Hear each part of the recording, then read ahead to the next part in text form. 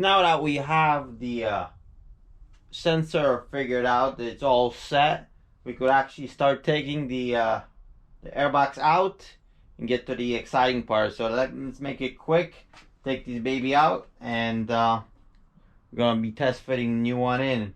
The hardest part probably about taking this airbox is about loosening these clamps.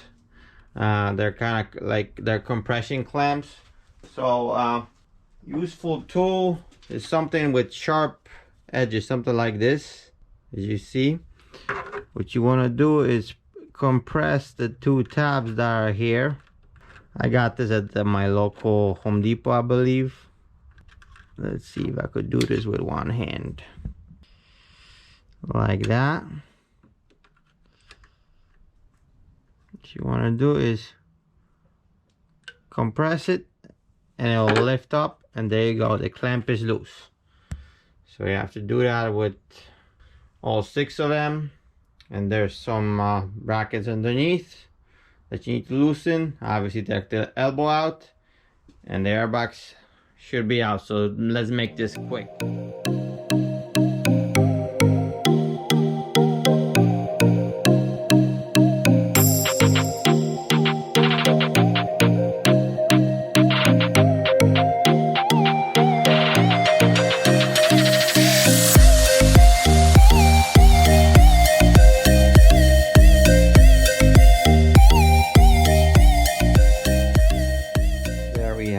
The airbox is out. That was fairly simple and easy. Like I mentioned, the hardest part is taking these clamps off, but once those are out, airbox should come out. So now before we bring in new airbox, we actually need to modify a few things. This oil dipstick we need to actually move to the side, because where it is right now, that's where the airbox is going to be.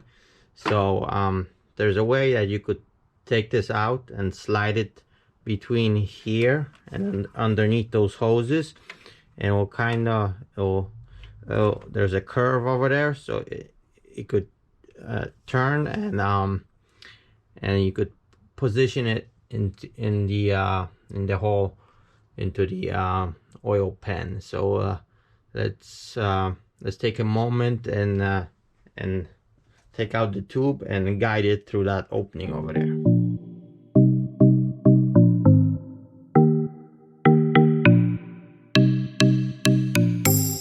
So I actually routed a little bit differently. Reason being, I could have routed behind these hoses, the pipe for the dipstick, but then it will come up right under the strut bars. So I think this should work as well. I did not have to bend it. It's still in its original form. I don't know if you could see it, how it leads to the oil pan, and it's nice and secure fit. So I think that should work. There should be enough room here for the airbox to clear. Now we also will need to modify this vacuum hose, so I'm gonna cut it for now, and then once the airbox is installed, I'm gonna put an appropriate piece of pipe in appropriate length to reach the connection on the airbox. Now that we have our engine bay prepared for the airbox, we could move on to the airbox itself. We need to transfer a few things from the original box, but first I wanted to do a comparison between the carbon airbox and the original one. I noticed the original one quite heavy when you lift it, so I want to weigh it and see what's the weight difference is. So let's see real quick. So the original one weighs around 8.8 pounds, so almost 9. Now let's take our carbon one and see what the difference is with the carbon. If only this scale will work. Alright, so the carbon one comes in at 4.2, which is about half the weight. Nice weight savings off of the front end, which is very hard to take off things off a front end. So that's nice. I'll take 4 pounds or 5 pounds any day. Alright, so now we have to take off the unfiltered part. So you have to transfer these studs that are located here for the bracket from the original box. So I did transfer those. They bolt in right here. If depends what year is your car. Mine is a late model, so the 2004 and up cars have different style boots, so you actually cannot use these because they have a bigger diameter on the airbox itself. So you have to source yourself boots that were from 2003 or earlier car, which are smaller. Those are the boots that fit this box. The only problem with these, they brand new, they cost about, I think, 35 bucks a boot, which is kind of ridiculous. So what I did is I actually found an old SMG airbox right there on eBay that came with these boots, and the airbox alone was 65 bucks. So it's worth it right there. That's like 2 boots if I were to buy new ones, and they don't go bad. The rubber is perfect. There's no cracks, so might as well reuse them. So let me put the boots on and take the unfiltered part.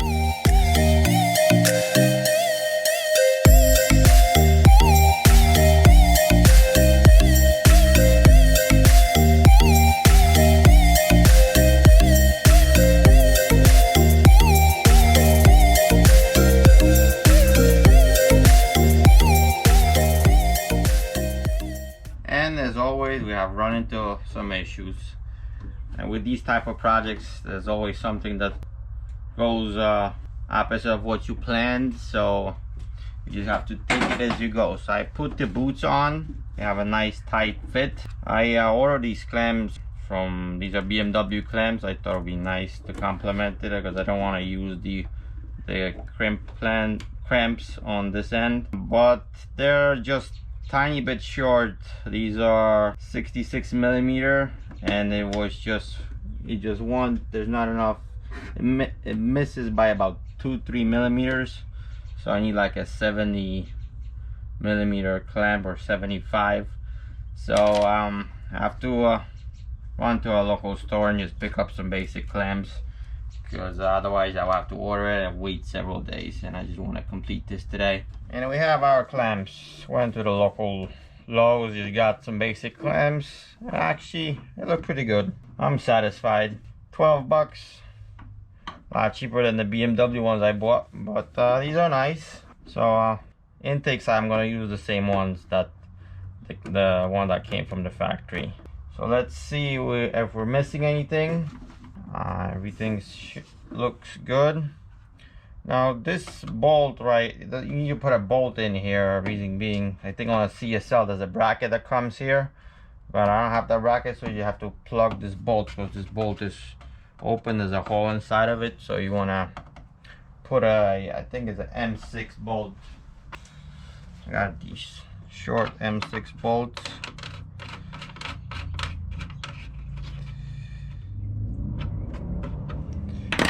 There it is.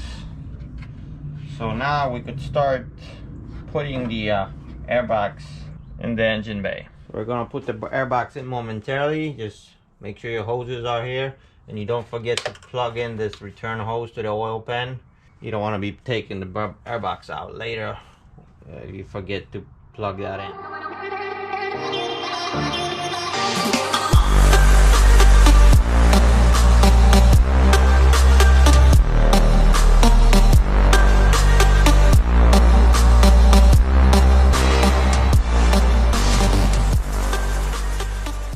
Wrestled the airbox in. Boy, it's a royal pain in the butt to get this thing in. And the boots, to slide them on, you gotta use some force, but it's on there. But guess what? As usual, we found another problem. So my thinking that dipstick is gonna be here is not gonna be a good idea, because it won't clear. So after all, I have to take it out and bend the tube so it's somewhere over here, right next to the strut bar. That way the unfiltered part could clear. Alright, so let's get creative and see how could we bend this pipe so it sticks up over here. I managed to bend the pipe so I could move it so it fits between the strut bar and this little junction box right here, so there's no obstruction now. So now it could pass. I just bend it with my hands over here in this section right here, and rest of it is pretty much the same. I ran it underneath the auxiliary pump. I'm running the smaller pump from the regular E46. The regular one that comes with the M3 is a little bit bigger, but this one works the same way and it's lighter. I was running that with my din and intake as well because I didn't have the bracket, and the pump is smaller, so it would clear the intake as well. And this pump is on a CSL as well. All right, so let's reinstall the box again. Hopefully that will be the last time. Hoses underneath, all connected, all fit. The fitment is good. Good job there, Streamline. So now let's check if our unfiltered part fits without any obstruction. So here it is, moment of truth. And what do you know? It fits like a glove. There's no obstruction here. Dipstick is right here. Beautiful. So now let's install the filter. Beautiful. Filter fits nice and tight. Now one other sensor that you will have to relocate if you did not do so already, I already did because I had a D9 intake, is the intake temperature sensor. You actually have to splice. You could run it off of the ECU, or you could splice where the map connector was. So when I was running a DIN on, I spliced it there. There's plenty of instructions online to wire it, so I'm not gonna go over it. But so I already have the plug. Remember, our intake temperature sensor on the CSL intake from Streamline is located in the unfiltered part, so it's located right here. We could just plug it in like that, and we're in business. And we could put our box right in. Let me get some bolts.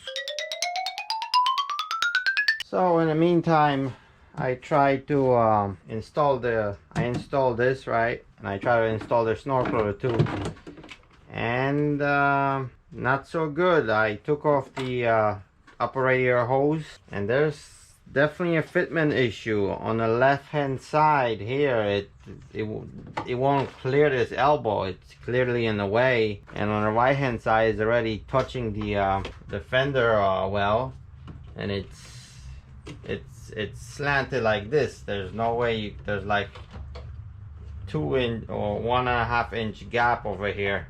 I mean, but most importantly, it won't clear this elbow here because it's just too wide on the sides here.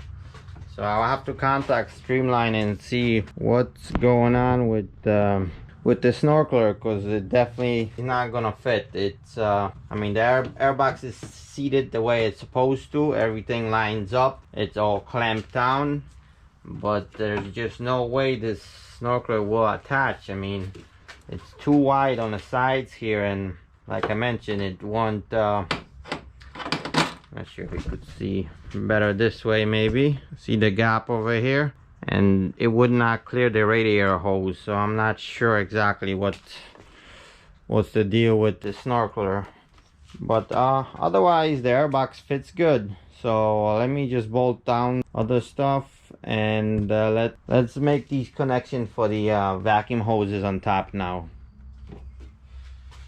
There's our vacuum line. Now what we have to do is secure the box to the throttle body. So we have compressed decompression clamps that clamp the boots on the throttle bodies. Quick tip, when you're putting the airbox back in, you want to put these on, because it will be next to impossible later on get them on while the airbox is already on the car. They have a notch that kind of makes them loose. See, they're loose. They don't have any tension, so that way, but they're on there, so that way you could compress them while they're already on the throttle bodies. So we're gonna clamp the original clamps now. Let me show you how that's done. So you want to put some rag on top here, because we've been working with our sharp tool, so I don't want to by mistake lean on this and scratch it. But it's pretty straightforward, so let me just demonstrate. So you need something that has sharp edges like this. This actually works very well. There's a special tool that you could buy, but I found this works. So what you want to do is you have these notches here, and you want to get this this notch over this here, and that's in a locked position. You want to grab it,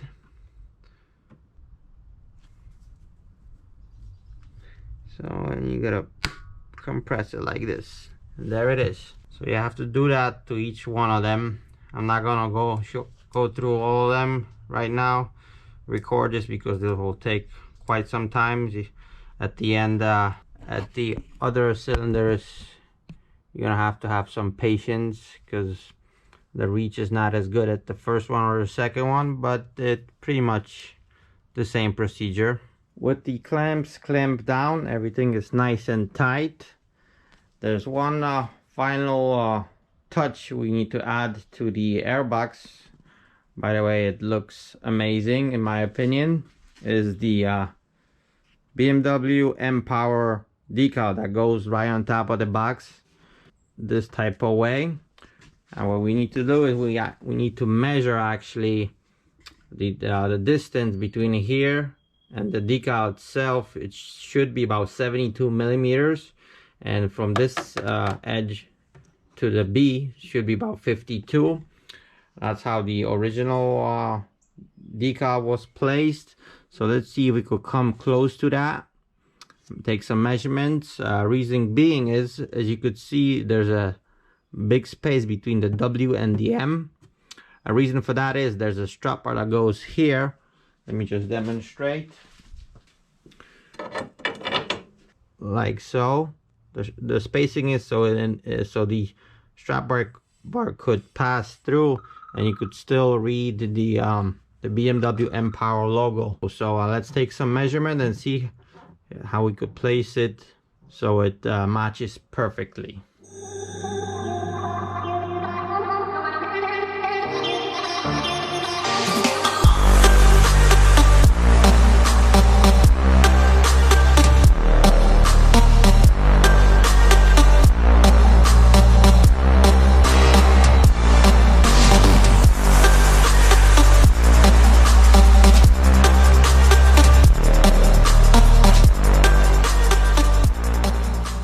That it just came out beautiful, nice and straight. Like I mentioned, I measured 72 millimeters from here to the decal. Or you want to measure it in two spots like you saw in the time lapse. I put some tape on it, make sure the decal went out straight, and this is the final result. It matches perfectly.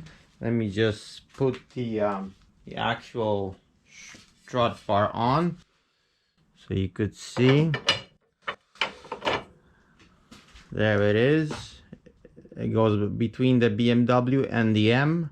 It's clearly visible. I actually, from here to here, I didn't go all the way 52 millimeters. I actually moved it up a little bit, about 2 millimeters, because I noticed that the W goes under the strut bar. So I think this was a better fit for me. So overall, it looks nice. All right, so the hardware part of the airbox install is complete. Everything is nice and secured. Now what we have to do is activate the map sensor, which we installed, and flash a CSL tune on it so the engine could operate properly with this airbox in place, which I'm gonna have Hassan from HTEperformance do for me tomorrow bright and early. So once that is completed, we could take it for a test drive and see how the airbox perform itself.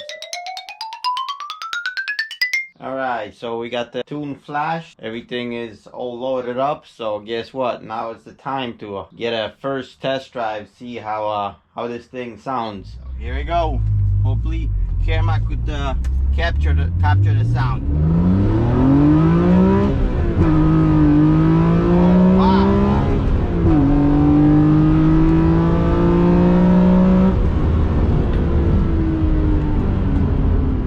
Wow.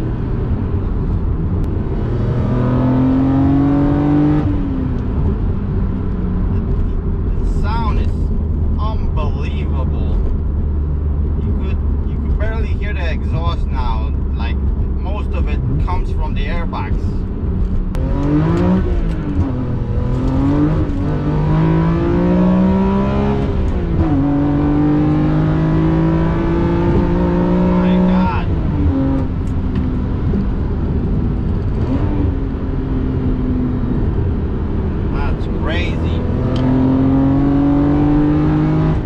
And on that bombshell, this will conclude the CSL Airbox install. But wow, the sound this thing produces is just unbelievable.